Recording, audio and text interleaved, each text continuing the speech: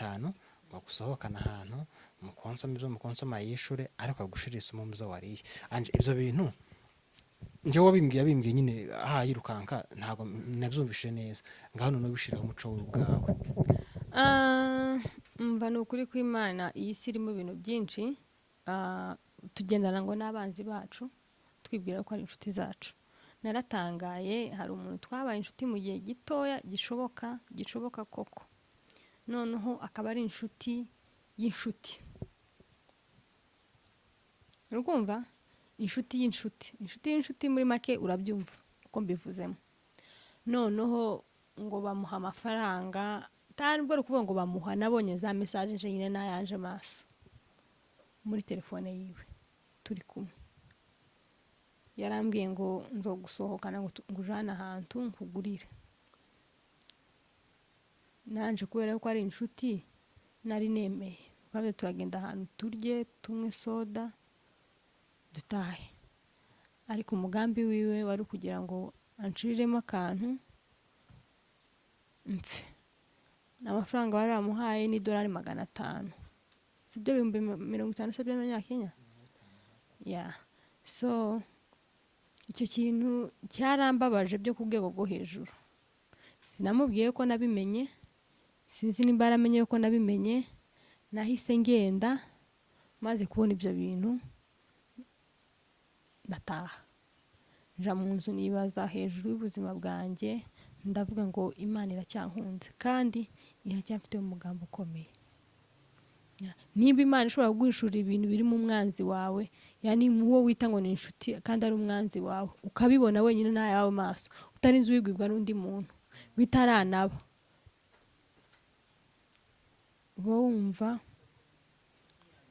uba wumva ari ibintu biteye ubwoba.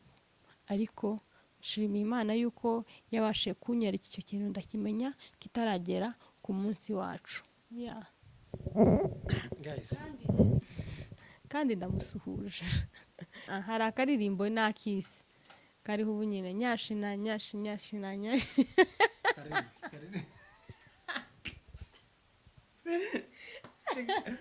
tukaririmba nako Nigeria ngigo naka Nigeria turi kwishima n'umwaka wararangiye uzumera gute? Twasoje umwaka tumeze ahubwo dusuje umuntu ugira nyashi cyane. Yewe umuntu ugira nyashi bari mu kumugenda ngo se ngo nyashi yamumariye iki? None wowe uteye nabi niki byakumariye? kandi baravuga nyashi mukabwiye ngo urimo buriya hari ibintu ntabwo byari ngombwa ariko tubivugaho, ariko hari ibintu bijya biseta bizekeje mu nzira zivuga ngo abantu nibo bavuze ngo bajya bavuga ngo ngo shepu ni majaliwa, shepu ni umbo lakini akili ni majaliwa. Sinzi agasemo abaswahili baza bavuga kameze ukuntu nk'uko nguko. Noneho bigereranye n'amagambo y'abantu bari mu gutukana gusa. Navuze ngo ntago ndi bivugeho, ni ukuri abantu bagende biyubahe byo ku rwego rwo hejuru, dukora ibintu byubaka societe. Ntukaza none ngo uvuge ibya politike, nuzejo uvuge ibintu byo gutukana, nuzejo uvuga amagambo yo gusebanya, nuzejo uvuge ibitakureba, ibintu n'ibindi. Guma mu murongo umwe, guma ahantu hamwe, umenye icyakuzanye kuri social media, umenye icyo ugomba kuvugaho. Icyo cyonyine gusa kizatuma abantu bawe bagukurikira. Buriya nimba ari abantu babiga n'abanyamurenge, umunyamurenge azovuga ngo aragukunda kandi atagukunze, narenga hirya kuvuge. So mugende mumenye line zanyu mugende go. By the way, nge naracecetse ndabihorera, ariko akenshi ndagira ngo nacitse ndabihorera, ariko ntago ari kuvuga ngo ntago twese tuzi kuvuga. Ubwo tugize ngo tuvuge twavuga, ariko ntabyo tuba dufite tuvuga. Ukuntu bazavuga abantu bakuru bazavuga ko ingunguru irimo ubusa isakuza cyane kuruta yuzuye. Nuko nyine nawe uko amagambo yose nari kuvuga ahiniye muri iyo ni musemo muri iyo ntuzo uvuze. So ntago ari kuvuga tuba twabuze amagambo yo kuvuga, wapi turayafite menshi pe. Ahubwo se ko nafite video. Ufite video imeze itugo? Mfite video y'umuntu ameze ate nyine? Ndayifite nyine video gusa. nyine ufite video aho yaririmba aho yasenga yaza asenga ndayifite video yiwe yasenga umugabo umugore uze kuyimpeza tucishe mu kiganiro Angela reka tugana ku musozo reka twivugire utuntu n'utundi dushimana ko yaturinze wa tukajabuka amahoro shana ukuri kw'Imana ngewe ku bwanjye ndashima Imana kuba narambutse narangije uwa mwaka wa 2024 nkiri amahoro ndi muzima sha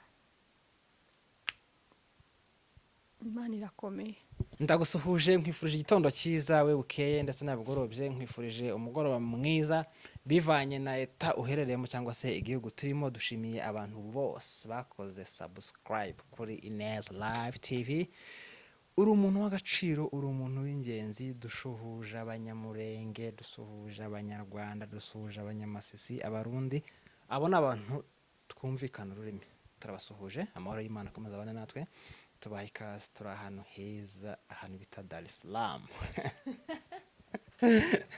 turi ahantu bita Dar es Salaam aho bita Mwanza tugiye gukora ikiganiro rero tugiye kwiganirira na mushiki wacu ubu yabaye sister tugiye kuganira nawe reka tumuhe ikaze abanza basuhuze wagwana bimeze bite bantusuhuza abantu ariko Hello guys ndabasuje mwese aho muherereye ku mpera z'isi abo tuvuga ururimi rumwe ku mazina banyita Kibasumba Ange ndi umunyamurengekazi nishimiye kandi kugaruka hano kubana namwe ku bakunzi ba Ineza TV turabakunda cyane mukomeze mukore subscribe Ineza TV live is not a live Ineza live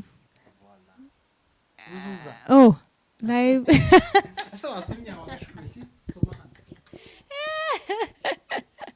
Ineza Live TV okay ibintu byarakomeye nongeye kwishima kwisanga hano hantu ni by'agaciro kandi nshima Imana yuko twarangije umwaka neza happy new year to you all nari nibagiwe ndabasuje mwese abashuti banjye n'abashu bo kuri Ange TV show ndabakunda cyane aho muherereye mwese hari abantu ntareka kubasuhuza se mbasurize kuri TV yawe suje umushuti wanjye nkunda cyane mama Josiane ahantu uri nkufurije umwaka musha n'umuryango wawe ngo Imana ikomeze ibane nawe abandi bose barabizi namwe hey mbifurije umwaka musha cyane sinabavugaga mu mazina ariko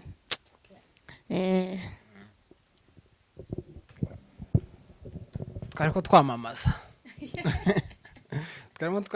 abantu bose turabashuhuje ni ukuri abantu babanye natwe umwaka ushize abantu batugiriye neza turabasuhuje kandi tubifurije umwaka musha Ange reka tubanze tugaruke mu mwaka ushize tubanze tunyire mu tuntu n'utundi twabaye hari ibintu byakubayeho bisekeje biri funny hari ibintu byakubayeho bibabaje of course ntibyabura nawe urabifite waho tureba ufite ibyakubabaje ufite n'ibyagushimishije byibuza hari nk'ibintu bitatu umwaka ushize byagusekeje ukumva nyine wa munsi wari mwiza ibintu bitatu byansekeje muri uriya mwaka washize one nungutse inshuti ikintu icyo ari cyo cyose gituma wishima muri wewe ni ikintu kigusetsa uko niko bita gusetsa that's one two I added another year nongeje undi mwaka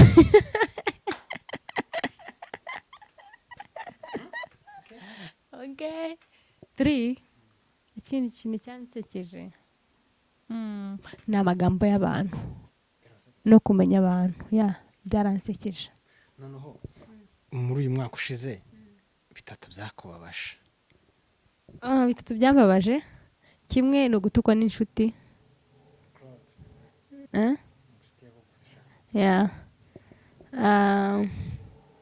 ikindi cyambabaje reka njyewe especially umwaka last year ntago wari umwaka mwiza kuri njyewe mu buzima busanzwe, ntago wari umwaka mwiza pe, wari umwaka it was a tough year.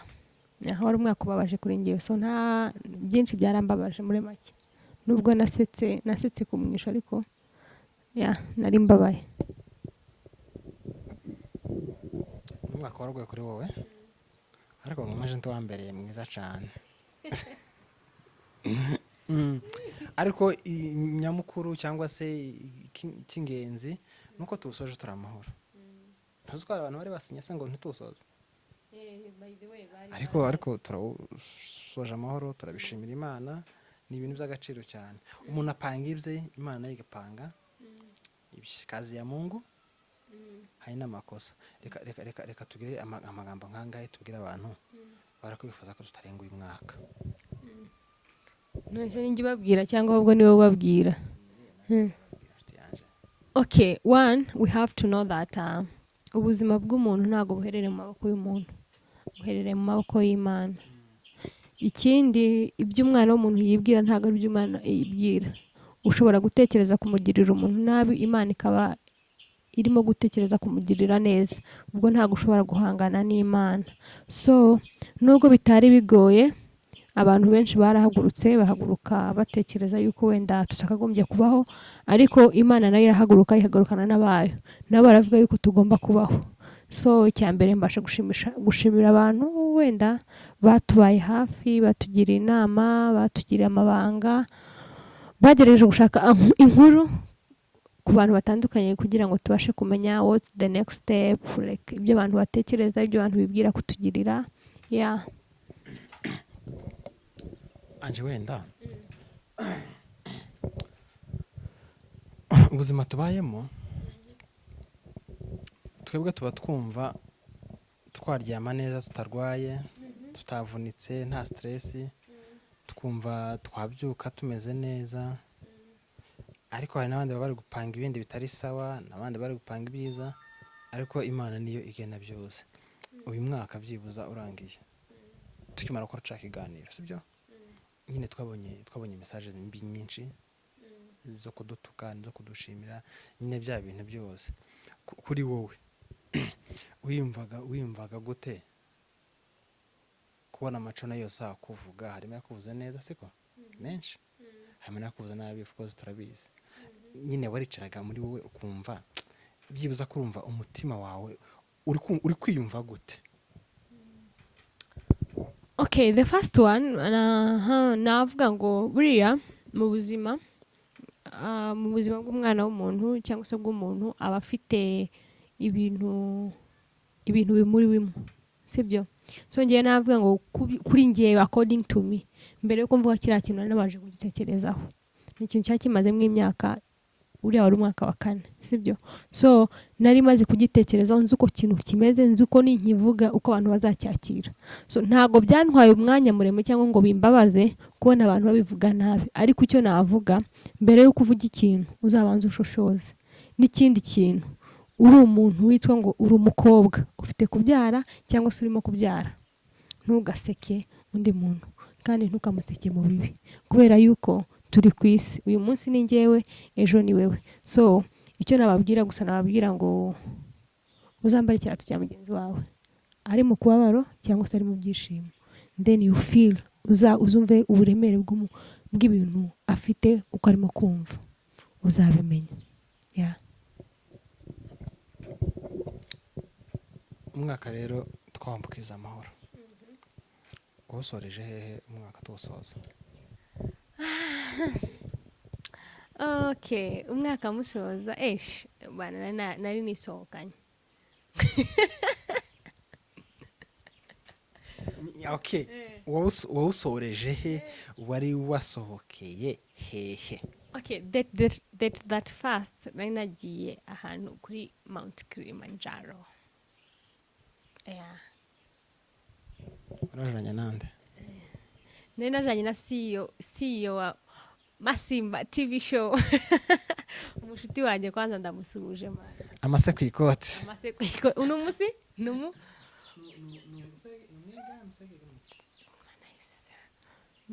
ni umukira mana murambabara ibintu by'imirara ngewe byaranjanze nzi uwanjye gusa ni umusegege w'amase ku ikoti ngenda umusama w'amase ku ikoti anje kano kantu wambaye aka kantu wambaye handitseho anje ko ndagakuhegeza ukuboko handitseho anje n'umuntu wafunze umunwa bo iri ni izina ryawe ryo ntabwo turitindaho ino foto igize gutya imisatsi nkwereke yishire nk'inyuma ya ino foto isobanuye iki?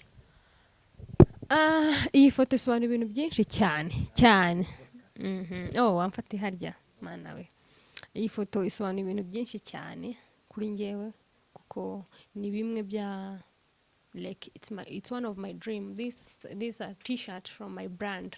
It's a brand t-shirt from my company.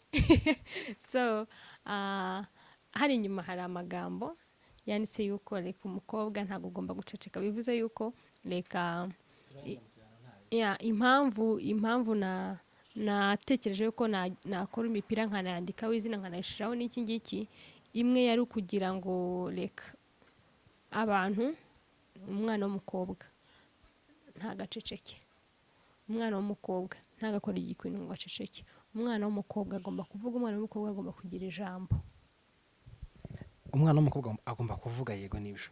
None se kuki iyi foto yawe ipfutse umunwa bishatse kuvuga ngo wivuga ceceka? iyi foto nashizeho like ni ifoto igaragaza yuko umuntu bamupfutse atarimo kuvuga, sibyo? That was me. Like nananiwe kuvuga, but at long last naje kubivuga. Yeah. Noneho nga imitwe yabaye myinshi. Imana isuza abakobwa inshuti zawe basuhuza. Ariko mana isezerano mba numiwe ngewe buriya n'ibindi mutaramenya. I'm past that level. Natambutse level yo kuvuga ngo najya nsubiza abantu. Apana kubasubiza basuhuze mana. Oya. Umva mubwire kwanza ikintu kimwe ugomba kumenya. Reka kuri iyi si buri muntu aba afite intego y'ubuzima bwiwe, siko? Ngewe intego yanjye ntabwo ari iyo kuza kuri social media ngo nze gutukana. Ibyo ni ikintu abantu bagomba kumenya. Urumva umuntu ashobora guteshuka ukavuga ijambo ariko not in a bad way, ntabwo ari mu nzira mbi ubu bivugiye. Ariko uriya iyo abantu mudahujije ibitekerezo, iyo abantu bafite mindset itekereza ubwana gusa muri bo, igatekereza ibintu bitubaka community, igatekereza ibintu byo gusenya, buriya nta kintu muri ngewe mbabona ko dushobora kucommunicate, dushobora kuvugana. Hoya icyambere bagomba kumenya purpose ya buri muntu wese yo kuza kuri social media. Purpose ya Anje yo kuza kuri social media nzobisubiramo inshuro 100, inshuro 200, inshuro 300. Ntabwo ari ugutukana cyangwa guterana amagambo. Purpose yanjye yo kuza kuri social media ni kugira ngo abana b'abakobwa bajye bakorerwa ihohoterwa cyangwa abana b'abakobwa bari mu guca mu bibazo, no kubabwira ngo ntimuceceke, mujya muvuga, ntimuceceke, mujya muganiriza abantu, like cyangwa se nuhura n'ikibazo ntukabone ko ariyo herezo ry'ubuzima. Bikumva ugomba gusohoka ukavuga, ukaganira n'abantu, ukabwira abantu, ukitabaza polisi, ukitabaza ababyeyi, cyangwa se no kugirira ukagira inshuti mu buzima, ukagira ababyeyi bawe bakaba inshuti, ukagira ngo ibyo uzaducamo byose kuko bakobwa duca mu bintu byinshi, uzazugira gute? Uzaza wegera umubyeyi wawe umubwire. So purpose yanjye ntabwo ari yo kuza gutukana. Wowe utukana ufite ibyo urimo gushakisha. Buriya ngewe ntabwo njya kuri social media. Uri kumva? Bivuze yuko ntabwo nteze social media ngo izame amafaranga yo kuntunga. Urumva? Ariko wewe urimo kubikora uteze ngo social media iguha amafaranga yo kugutunga, biremewe ko wavuga icyo ari cyo cyose ugomba kuvuga. Sibyo? Ngewe nta muntu n'umwe mu myaka yanjye, muri benshi navuga ngo mu Banyamurenge nta muntu n'umwe tungabanya ubushobozi. Like ntawe. Cause nta muntu ndavuga ngo ntabwo ndicara ngo mvuge ngo uno munsi wa none ngo ngombe kubona amafaranga. Like uno munsi wa none nta mafaranga mfite, cyangwa se ngo nyine reka sinzi ukuntu nakivuga, ariko nta muntu ntezeho kugira ngo antunge. Ndikumva ndikorera nkitunga. Iyo uvuga ngo uyu muntu ni inshuti yanje uyu si inshuti yanje ugendera kuki uvuga ngo uyu ni inshuti yanje uyu si inshuti yanje? inshuti yawe ni umuntu ubana nawe mu bihe byose, yaba ari ibihe byiza cyangwa se ibihe bibi, iyo niyo nshuti. icyo bita umwaka utambutse ni iriya somo wakwigishije uvuga ati kabisa aha naricaye ndiga? nize ibintu byinshi pe, ariko cyane cyane ni nize hejuru y'abantu, namenya nari nsanzwe nzi abantu, ariko noneho namenya abantu. wabamenye gute rero? That's my secret, I cannot tell, but namenya abantu. ese ubusanzwe ntiwari ubazi? ubusanzwe nari mbazi, ariko hari ukuntu ikintu kimwe naje gusanga, nta nubwo ari ukuvuga ngo kumenya abantu bose, ariko hari ibintu naje kumenya ku bwoko bwacu. Ntabwo nshaka kubatuka cyangwa se kubabwira nabi, ariko niba ari ikintu kimwe kibaho kibi mu bwoko bwacu, niyo wagize ibibazo. kandi iyo wagize ibibazo aribwo nyine ubona abantu bagutabara. turacyafite abantu mu bwoko bwacu bafite ubuntu, bafite ubumuntu muri bo, bifuriza abandi byiza, ariko abenshi nabifuriza umuntu ibibi. hari ababikoze uzi? niba ushobora kugambanirwa n'umuntu, niba umuntu ashobora gukoresha umuntu w'inshuti yawe ngo akwice, umuntu w'inshuti yawe, umuntu yani mu banyamurenge twese tuvuga ururimi rumwe, sibyo? tuvuga ururimi rumwe, noneho reka mbe nk'ukavugaho kano kantu, ariko ngira ngo ndeke kukavuga kuri ntuze. ntari byose turakavuga nta kibazo.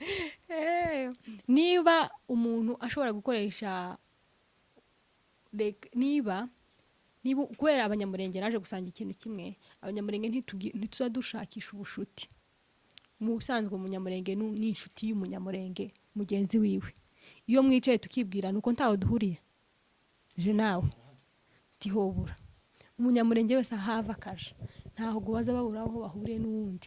niba mudahuje umurara, murahuje ibisekuru kwa banyokorome.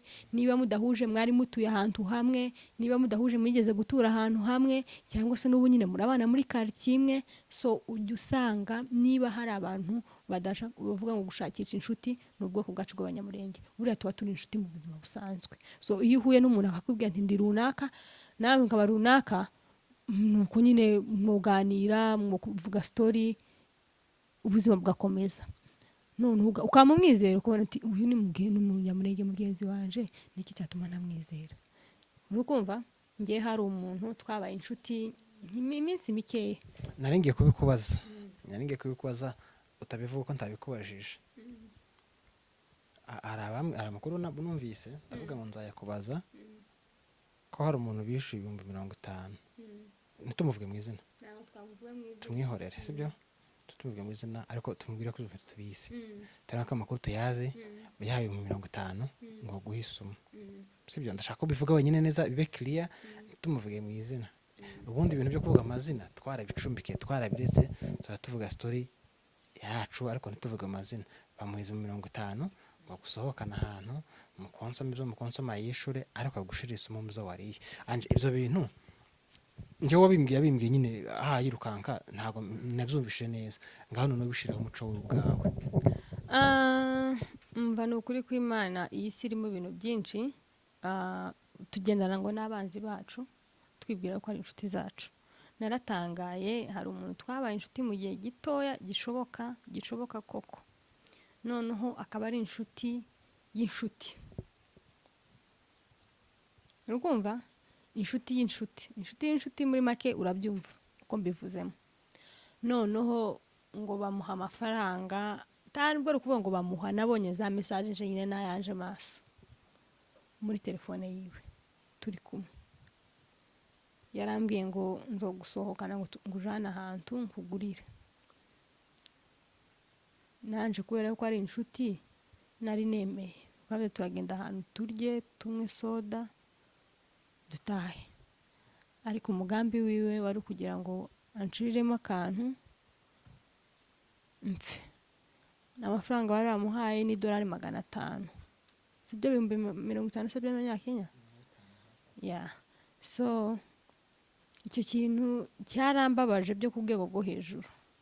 Sinamubwiye ko nabimenye, sinzi nimba yaramenye ko nabimenye, nahise ngenda maze kubona ibyo bintu ndataha, nja mu nzu nibaza hejuru y'ubuzima bwanjye, ndavuga ngo Imana iracyankunze kandi iracyafite umugambi ukomeye. Niba Imana ishobora kuguhishurira ibintu biri mu mwanzi wawe, yani uwo wita ngo ni inshuti kandi ari umwanzi wawe, ukabibona wenyine n'ayawe maso, utarinze ubibwirwa n'undi muntu, bitaranaba, uba wumva ari ibintu biteye ubwoba. Ariko nshimiye Imana yuko yabashije kunyereka icyo kintu ndakimenya kitaragera ku munsi wacu. guys kandi ndamusuhuje ndamusuhuje cyane. yeme noneho ga inshuti zabaye nyinshi, tugiramo inzoka nyinshi, tugiramo nyine ewane abantu benshi badanje. Ibaze 50,000 barabiguhaye ngo wice Ange, namara gupfa se umuryango uzawurya? Ni nka se ngo urayibaga ngo uyirye. Ariko ubundi iyo wemera gufata amafaranga nk'ayo ngo wice umuntu, wowe inyungu yawe ni iyihe? Ange nta mitungo afite ngo uzayisigarana? Ange si umugabo wawe ngo uzasigana ibintu byiwe? Si umugore wawe ngo uzasigana ibintu byiwe? Byakumara iki ubada? Twarakumenye uri inzobe, twarakumenye, turagusuhuje. Ahubwo arirabura, uramubesheye, arirabura. Wowe urabeshe, uri inzobe, turagusuhuje. Washatse kwicara ariko ntibyaguhira, turagusuhuje, twarakumenye, twamenye ubunshuti bwawe. Jewe naracaga narakobeje atari kuri muntu muri inshuti kweri, cyangwa nyine hari ukuntu aza gukina wamubwira ngo ni inshuti yanje mani ngo azi byanje nzi byiwe. Ndavuga ati ariko nyine uzagira imenge. Turamusuhuje, agira umwaka mwiza. Imana ikomeze ibane nawe kandi ikomeze umugirire neza. Ubu nyine gahunda ihari uyu mwaka ni ukuza tuvugisha abatuvugisha, utatuvugisha tukamwihorera, utwigiraho indyarya twamenya natwe tukamwigiraho indyarya. Buriya ngo indyarya ihimwa n'indyamirizi, kandi ngo iyo umuntu akwanga umuhisha ko bizi. Ubwo ntabyizi we nta kintu turamenya. Uzi ikintu umaze kumenya, nuba uri umunyakuri uzangwa na benshi, noneho ikintu gihari ni ukuba turi indyarya. Umuntu wese yakubwira ati ndagukunda, ati naje ndagukunda cyane rwose, ndakwanga, nawe ukamusubiza ati ndakwanga. Nyine ukazamubwira umuntu uko biri. Uyu mwaka niko ugomba kugenda. Nta bintu zo kugira wike ugenda wihishahisha uhisha inzara. Oya, ni ukuvuga ikintu nk'uko kimeze, wambwira gutya nanjye nkagusubiza gutya. Ariko ga ibintu by'amatiku ga ntabyo gatwe twoshobora, rero tuzaza tuvugana n'abandi ku ruhande.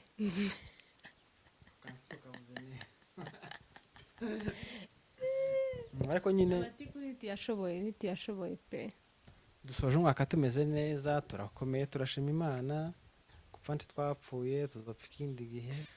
Imana nshaka dufite umugambi. Indirimbo yagivuga ngo kuko umugambi w'Imana suwejo. Yewe indirimbo z'abanyama Zo indirimbo z'abantu bahe. Yewe oyaye nkabuka ukambwira ino ya nane. Ese ko nyibagiwe Mana we twari turimo kwiririmba. Ndayibagiwe Mana. Oya ni nakadirimbo kariho ubu nyine karimo gusetsa barimo kavuga ngo akira. Hari akaririmbo n'akisi kariho ubu nyine nyashina.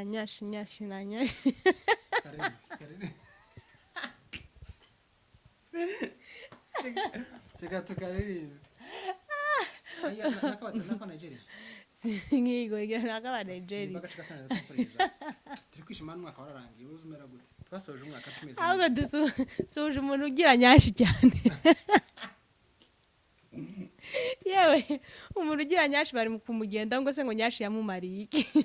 None wowe uteye nabi niki byakumariye? Kandi baravuga ngo nyashi ndabwiye ngo buriya hari ibintu ntabwo byari ngombwa ariko tubivugaho, ariko hari ibintu bijya biseta bisekeje mu nzira zivuga ngo abantu nibo bavuze ngo bajya bavuga ngo ngo shepu ni majaliwa. Shepu ni umbo lakini akili ni majaliwa. Sinzi agasemo abaswahili baza bavuga kameze ukuntu nk'uko nguko. Noneho bigereranye n'amagambo y'abantu bari mu gutukana gusa navuze ngo ntago ndi bibivugeho. Ni ukuri abantu bagende biyubahe byo ku rwego rwo hejuru. Nuko gutukana gusubizanya amagambo yo guteshana agaciro. Buriya niba ari ikintu gakibi kibaho wowe wambwira ese ubwo wewe ntiwubatse ufite umugore wawe agiye kuri social media agatangira gusubiza abantu ngo bavuze hejuru umugabo wawe bakuvuzeho wakwiyumva gute? Ukabatuka ugatukana simba ngusuzugurishije sibyo? Umugore wawe agusuzugurishije. So bivuze yuko abantu bose bagenda biyubahe, buri muntu amenye inkweto arimo kugenderamo, dukora ibintu byubaka society. Ntukaza none ngo uvuge ibya politike, nuzejo uvuge ibintu byo gutukana, nuzejo uvuga amagambo yo gusebanya, nuzejo uvuge ibitakureba, ibintu n'ibindi. Guma mu murongo umwe, guma ahantu hamwe, umenye icyakuzanye kuri social media, umenye icyo ugomba kuvugaho. Icyo cyonyine gusa kizatuma abantu bawe bagukurikira. Buriya nimba ari abantu babiga ni abanyamurenge. Umunyamurenge azobwira ngo aragukunda kandi atagukunze, narenga hirya kuvuge. So mugende mumenye line zanyu mugendegaho. By the way nge naracecetse ndabihorera, ariko akenshi ndagira ngo nacitse ndabihorera, ariko ntago ari kuvuga ngo ntago twese tuzi kuvuga. Ubwo tugize ngo tuvuge twavuga, ariko ntabyo tuba dufite tuvuga. Ukuntu bazavuga abantu bakuru bazavuga ko ingungu iri mu busa isakuza cyane kuruta yuzuye. Nuko nyine nawe uko amagambo yose nari kuvuga ahiniye muri iyo ni musemo muri iyo ntuzo uvuze. So ntago ari kuvuga ngo tuba twabuze amagambo yo kuvuga, wapi turayafite menshi pe. Ahubwo se ko nafite video. Ufite video imeze itugo? Ufite video y'umuntu ameze ate nyine? Ndayifite nyine video gusa. Nyine ufite video hayaririmba hayasenga? Yazasenga, ndayifite video yiwe yasenga. Umugore. Uze kuyimpeza tucishe mu kiganiro. Angela Karata tugana ku musozo, reka twivugire utuntu n'utundi dushimana ko turinze tukajabuka amahoro. Shano kuri ko Imana ngiye ku bwanjye ndashima Imana kuba narangije uwa mwaka wa 2024 nkiri amahoro ndi muzima. Imana irakomeye. Utuntu tune dusoza. Muri iyi minsi uri gukunda iyi ndirimbo cyane? Muri iyi minsi indirimbo ndimo kwa unjana indirimbo uzumva ntegera indirimbo.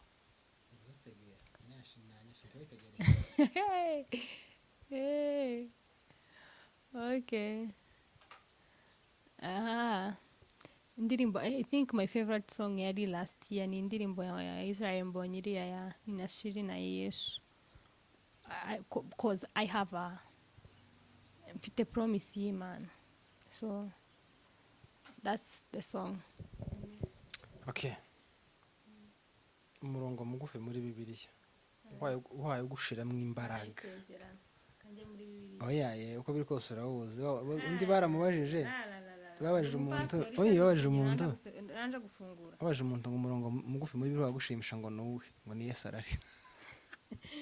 Ngo ni Yesu agira gute? Yesu ararira. Yesu we none wari inyuma yanjye. Nyine wowe umurongo mugufi mwiza uhaye gushimisha. Bibiliya ifite amagambo meza, ariko bishibuza umwe mu mirongo iri muri Bibiliya umuri kugushimisha nuwuhe?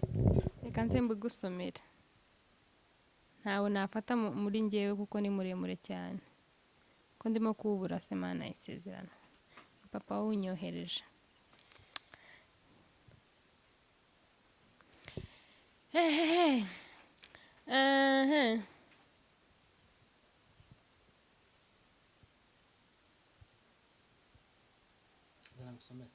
Unsomere kuko none ko ndazi gusoma kiyamenga kingora. Ngaho. Ariko Imana kuko ari urasiga the first one soma ya gatanu. Gatanu? Kubwo urukundo rwinshi yadukunze ubwo twari dupfuye tuzize ibicumuro byacu, ubuntu nibwo bwabakijije, mwakijijwe n'ubuntu kubwo kwizera, ntibyavuye kuri mwe ahubwo ni impano y'Imana, kuko turi abo yaremye ituremera imirimo myiza muri Kristo Yesu, iyo Imana yiteguriye kera kugira ngo tuyigenderemo. Abaefeso 2:10 kugeza ku 8. Mwakira ijambo bwoko bw'Imana. Anje, shimira abantu bo kuri Neza Live TV. By the way, tukira aho ngaho, Anje afite channel YouTube yitwa Anje TV Show. Abakunda y'ineza. Urumva rero, Anje ninje wamuzanye. Anje ni musichana yangu, mugana wabiri iwacu. Mugende mumushigikire. Mugende mukade subscribe wiwe kuri Anje TV Show, mumusupportinge, mumushigikire. Ubu nyine nsanze asoma igitabo agikoza babwira n'ijambo ry'Imana nyine, kandi muzamwenda kumukomeretsa mubwira amagambo yubaka, niko kwiza nyine. Mugerageze uyu mwaka duhinduke tubibasha. Ndimuvuje ijambo dusonye mu Efeso, mugende muhinduke mubibasha. Anje, simvuga ngo uvuge ijambo rya nyuma ko tugiye gupfa, gira ico ubwira abakunzi ba Neza Live TV, numara unabararike bazi wawe bakomeze bagushigikire, ubundi Imana ikomeze ibane natwe kugira ngo dukomeze dutanga ubutumwa hirya no hino. N'ahandi okay. Ndabashimiye mwese kuba mwabanye natwe ikiganiro gitangira kugeza ku musozo w'ikiganiro. Tubahaye ikaze abakunzi ba Neza TV, mukomeze abakunzi ba Neza Live TV, mukomeze mubane natwe kandi turabakunda cyane. Ngo umwaka uzababera umwaka mwiza, umwaka w'ibisubizo, umwaka w'impinduka mu buzima bwanyu, umwaka muzagera ku byifuzo byose mwifuza mu buzima. So mukomeze mugire ibihe byiza kandi mugende mukore subscribe kuri YouTube channel yanjye yitwa Anje TV Show. Mujya mu subscribe, comment and also share. Ndabakunda cyane. Mane dusoza. Ukunda kurya iki? Nyama. Ndumwishwaga w'abasita. Nyama ya ng'ombe. Oyayi. Anje ngiye kumugurira akabenzi. Iyo video tarefata tuyishiremo, tugiye kurya akabenzi na Anje. Turabakunda, Imana ibaheze umugisha, mukomeze mushigikire Anje TV Show, mukomeze mubane nawe. Ibiganiro byacu nakagaruka, mwakoze cyane. Abadukunda turabifuriza umwaka mwiza, umwaka w'ibyishimo, umwaka w'amahoro, umwaka wo gutunga, umwaka wo gutunganirwa, umwaka w'ibyiza gusa. Ibiganiro byacu nakagaruka, amahoro mu mutima, amafaranga mu ikofi. Ciao ciao, bye bye.